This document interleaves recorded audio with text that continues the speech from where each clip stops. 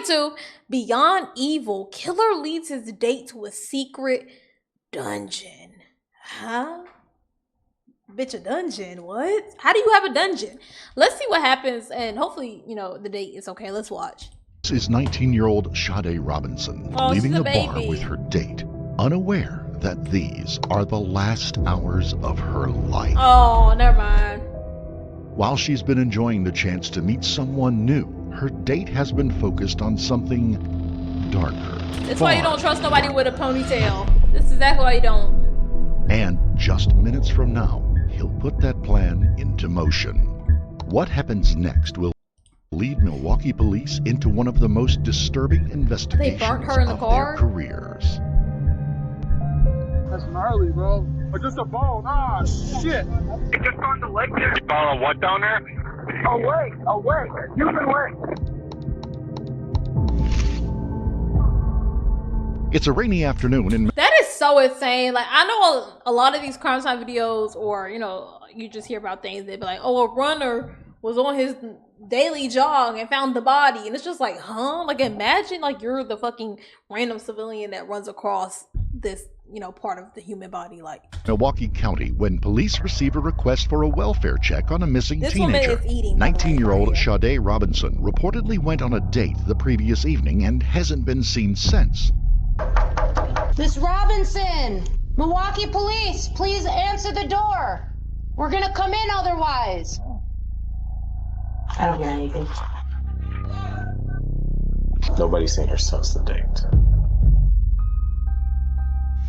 Sade is just 1 month away from graduating with a degree in criminal justice and has plans to join the Air Force. She is ambitious, hardworking, and punctual. So when she failed to show up for her shift at the local pizza shuttle, her co-workers knew something was very wrong. It has been less than 12 hours since Sade was last heard from, but her disappearance is troubling officers for unusually disturbing reasons.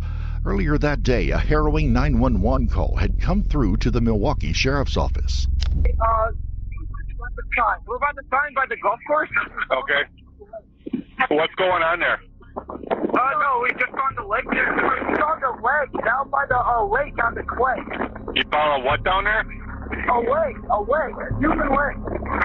The call has come from a remote stretch of beach on the Lake Michigan shoreline, right below a rocky area of woodland called Warnemont Park. As officers arrive, they find a man waiting at the scene who tells the officers he was walking with a friend when something caught his eye halfway up the bluff. They walked down the S-curve from Sheridan, started walking south just for fun, rough day on the beach.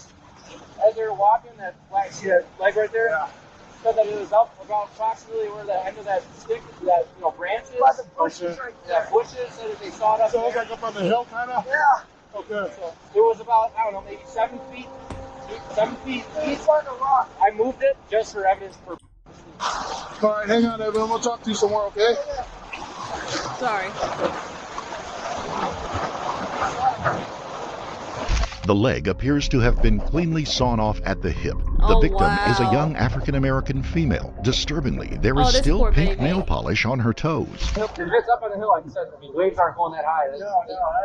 If somebody could, killed and dumped. I hope she wasn't alive when he was sawing or cutting her into pieces. Let's clear the air, make sure there's not the rest of her up there. I'm good, Jacquees. How you doing? That's gnarly, bro. Yeah. Have you found one before? Or just a bone? Ah, shit. This is well preserved. That's what I was saying. It looks like doesn't look that old. You know what I mean? Officers have already made 2 important observations. The body part was not washed ashore, but thrown down from the wooded area above the beach. And whatever happened here occurred just hours ago. Both suspicions will prove correct. 10 miles from the discovery on the lakefront, a young woman has been reported missing, and her burnt-out Honda Civic was found on an abandoned property. While the vehicle has sustained heavy damage, some key evidence does remain. The registration plate belonging to Sade Robinson, the missing teen. Inside the trunk, her purse, shoes, and items of clothing. Police now have a missing woman, a burned-out vehicle, and a severed body part, enough for the Milwaukee County Sheriff's Department to launch a homicide investigation.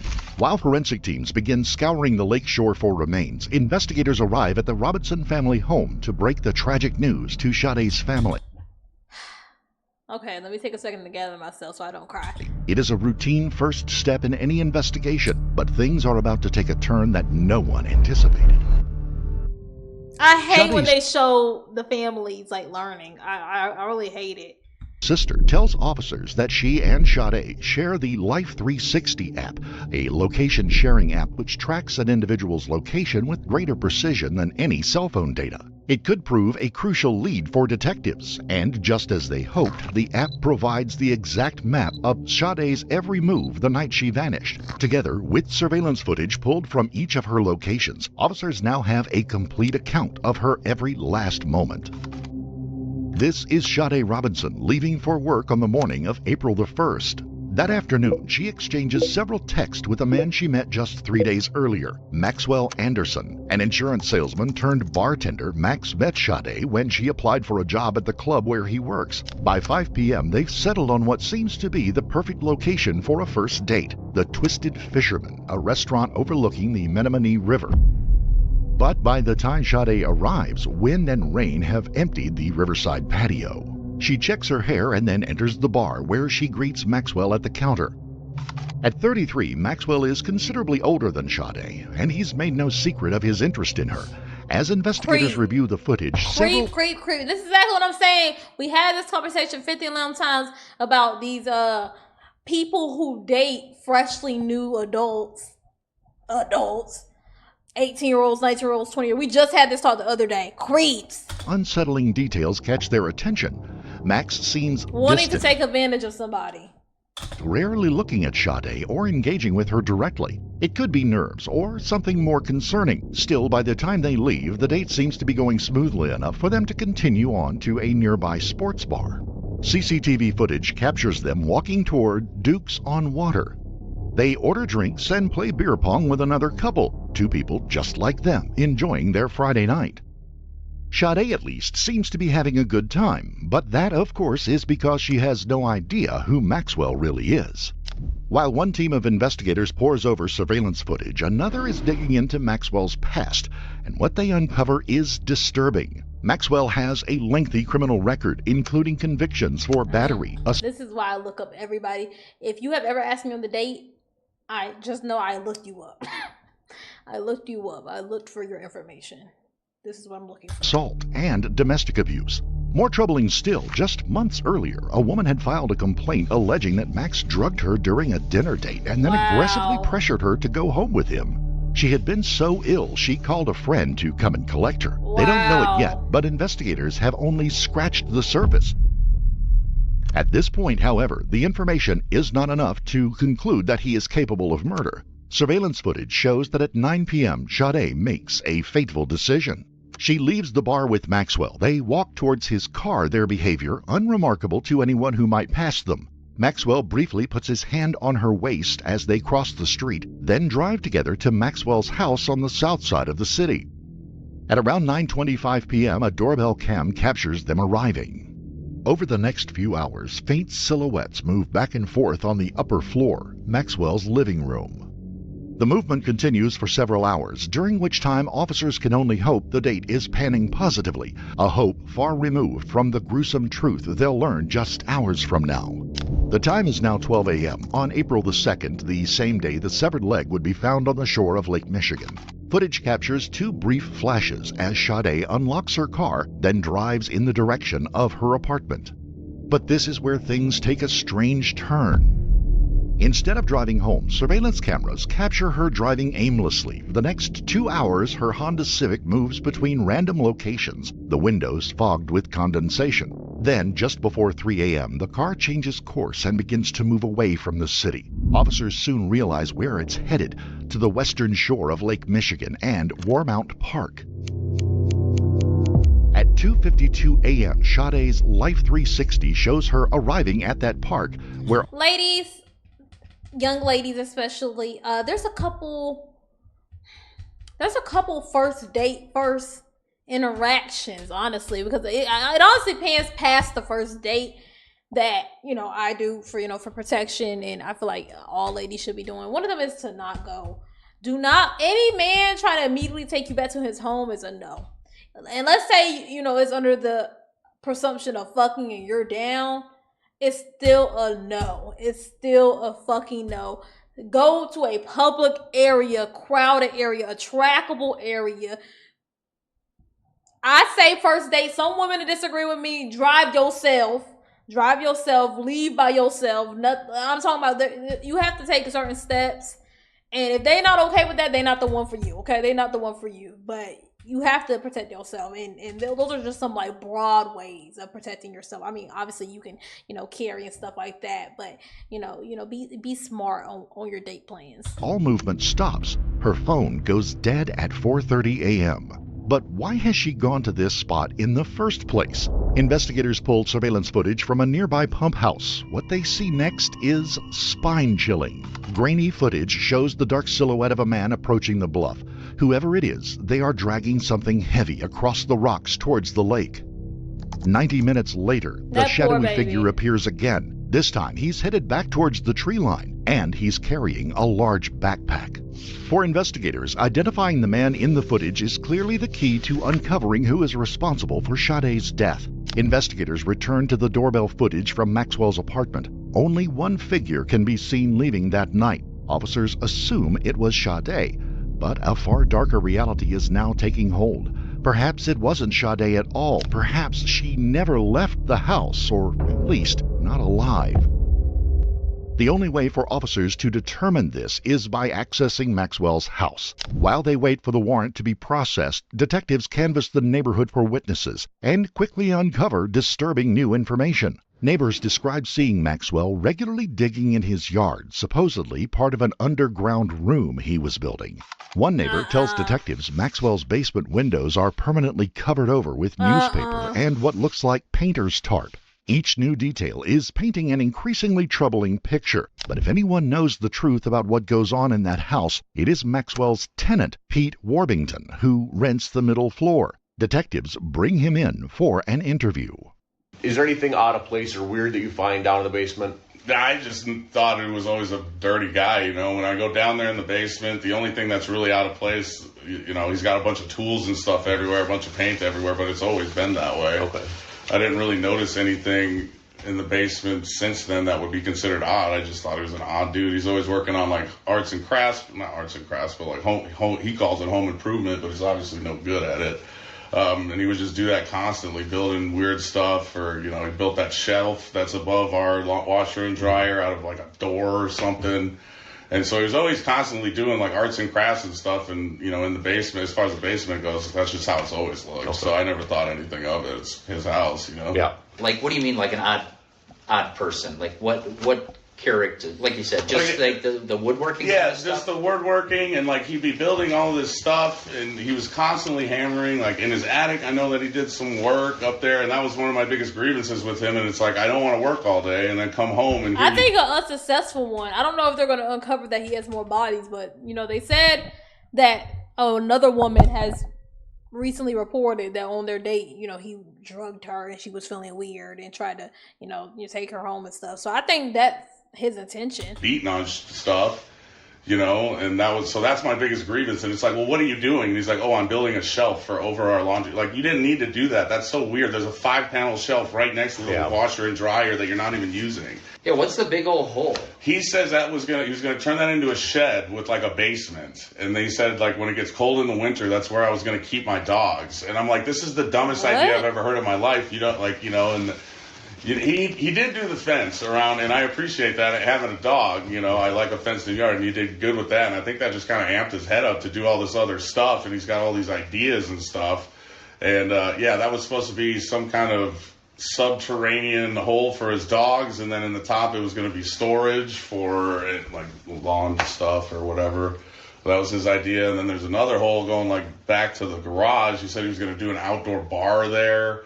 And the guy's just weird, man. He had all these weird ideas that you just, as a normal person, you look at that and you're like, that's never going to work. You know what I mean? Right. It's not much to go on, but the very next day a woman will step forward with information that will place Maxwell squarely as the detective's prime suspect. There's just one thing that I thought was his really ex.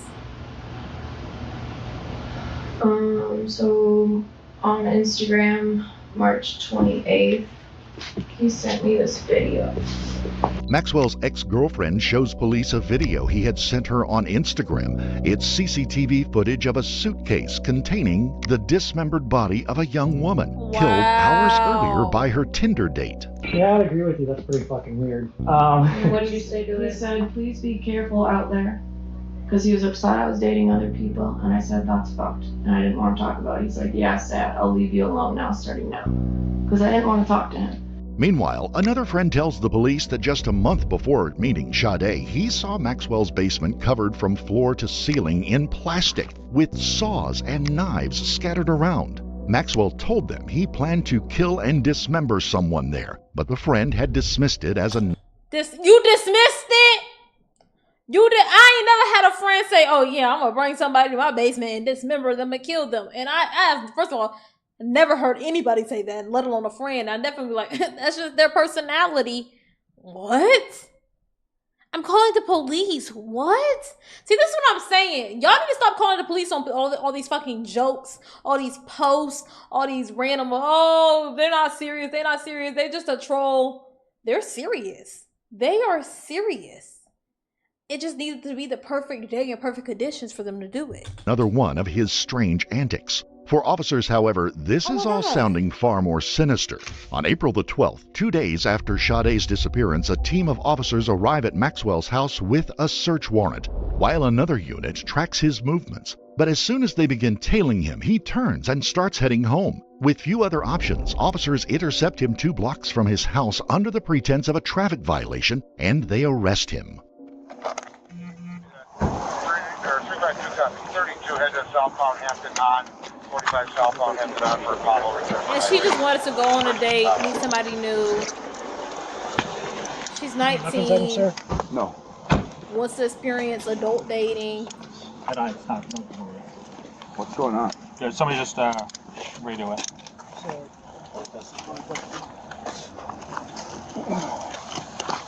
124 dispatch. Stow. Who searched them?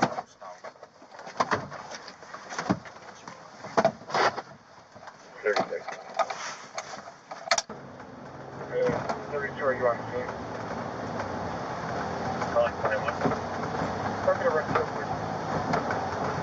Throughout the ride, Maxwell stays calm, but looks visibly shaken, as if trying to work out why he's been arrested. He's taken into custody at the Milwaukee police station and escorted into an interrogation room, where he requests a lawyer and never speaks to detectives again. Go up those stairs.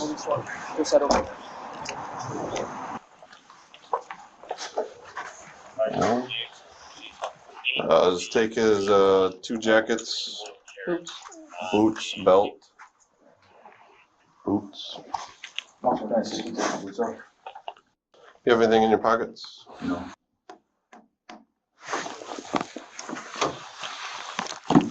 You might just stand up real quick and double check the pockets. Just makes it work, man. His strategy will do nothing to help his case, however. While Maxwell awaits in the county jail, investigators are busy combing through his apartment and downloading the contents of his phone. But here again, things are about to take... and downloading the contents of his phone. What are you thinking? Whenever I organize, that's good to test you. Sorry, that's good. Hey, what's up? Hey, I just landed. How's work going? But here again, things are about to take an unexpected turn. Detectives searching the apartment are stunned to find no evidence of a crime scene, but all the appearances of one. In fact, this will be one of the most disturbing residences these veteran officers will ever encounter. Bladed weapons are in every room. Machetes, axes, knives, 51 blades in the kitchen alone. blood spatters are visible on the walls, bedding, and flooring. In the basement, officers uncover a makeshift sex dungeon, complete with hidden rooms, slings, restraints, handcuffs, and That's torture crazy. devices. Shelves and drawers Nigga, this ain't contain 50 Shades of Grey, nigga. surgical gloves, duct tape, zip ties, and plastic sheeting. Most disturbing are the things hidden out of sight, stuffed between support beams and inside walls. Notepads listing women's contact details and personal information. Bags of women's clothing, shoes, and underwear. Ledgers full of twisted fantasies. And in the garden, investigators find signs of Maxwell's interest in digging. But it looks nothing like construction work. Yet, for all its horrors, none of it directly ties Maxwell to Sade's murder.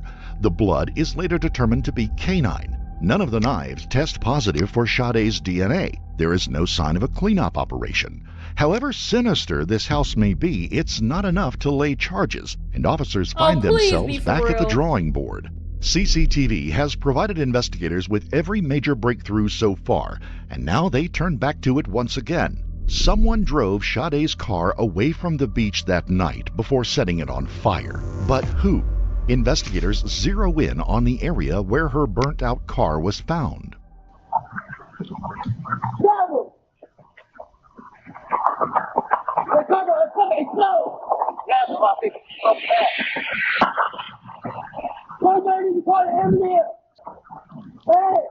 Oh, they witnessed the fire.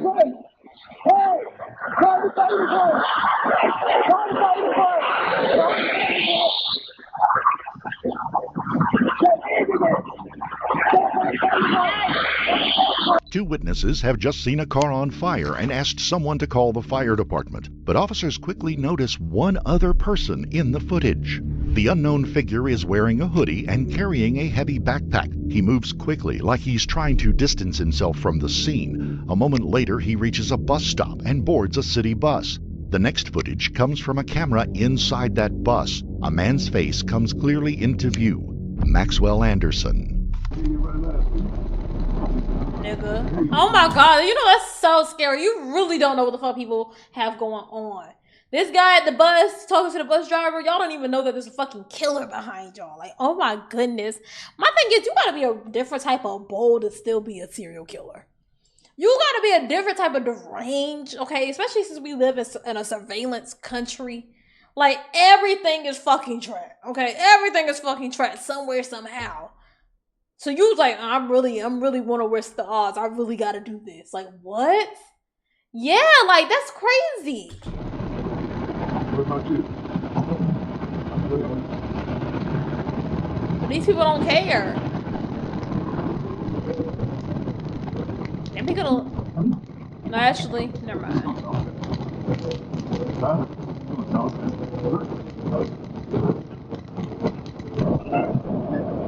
That's crazy. And you're probably looking at that girl right there. It is powerful circumstantial evidence, but without a crime scene or DNA evidence and still nothing connecting him to her death, not enough. There is, however, one last piece of evidence that investigators have yet to examine, and it's about to provide I appreciate that. detectives with the proof they need. When forensic technicians download the contents of Maxwell's phone, they discover dozens of images taken shortly after midnight on April the 2nd. Images of Sade that he had taken and deleted. At 12:04 a.m., Maxwell takes the first photo of the woman. She is lying face down on his couch, incapacitated, an arm over her face. In images that follow, she is in various states of undress. A white male's hands can be seen groping her. As he is taking photos, Maxwell has turned on an episode of the series Love, Death, and Robots. It features a dismembered corpse on a beach. Detectives have just one last thing to do. On April the 4th, Maxwell Anderson is charged with first-degree intentional homicide, mutilation of a corpse, and arson. In the days leading up to his trial, human remains continue to wash up along the shores around Milwaukee. Milwaukee County 911, this is Brian. What is the location of your emergency? Hi, this is Oak Creek. I have a caller on the line. She is going to be on the beach. If you and advise that she is out with a deceased body or body parts. Okay. It looks like the back and the butt and an arm. A foot is found not far from the burned-out Honda Civic. Nearly a month later, an arm washes up on a beach in Waukegan, Illinois. All the remains have since been identified as belonging to Sade Robinson. During his trial, prosecutors argue that Maxwell's fast and confident actions that night suggested extensive planning. The evidence on his phone suggests Sade Robinson was drugged at his home before he killed her and drove away in her vehicle. That poor baby. The lack of any blood evidence in her car suggests that she was dismembered on the beach during the 90-minute window in which Maxwell was out of view of any cameras. He has not been connected to any further homicides. On June 6, 2025, a jury found Maxwell Anderson guilty on all counts. This is why I can't be a lawyer, by the way. I'm not defending you. I'm not gonna try to get you the best sentence possible. I'm not doing it. He was sentenced to life in prison. Good. To this day, he protests his innocence. Oh, shut your ass I would like to start by saying that from the bottom of my heart, I don't want to hear your dumbass speak. Wherefore, a mural of Sade Robinson was painted near the entrance of the Pizza Shuttle, where she once worked. People grabbing a slice at Pizza Shuttle on the east side will notice something new. A mural of 19-year-old Sade Robinson. A face that regulars would recognize. Wanted better for herself, she wanted better for me. And she was looking to join the Air Force. That's her baby sister. She had been meeting with recruiters. That's how much she wanted to do everything that she dreamed of doing. Seeing her live her life as such a hard worker who never let anything stop her. I knew that she would want me to do that after I lost her, that she would want me to keep living. And so I'm gonna remember her by following in her footsteps and fill the hole that she left, although I know I can never live up to anywhere near her shoes. We would like to extend our most sincere condolences to the friends and family of Sade Robinson. Wow, this is insane. You have to be careful. And unfortunately, there's not a 100% foolproof way of knowing if somebody's crazy. Right? It's not. All you can do is take precautions, limit how much of yourself and how much information of yourself you give to people, how much time and where y'all spend time. And also, it's nothing you could. He was looking for a victim, unfortunately, and he found her, and that's so sad. Rest in peace to her. She didn't deserve that. She was just a baby. Rest in peace. Rest in peace. All right, that'll be video.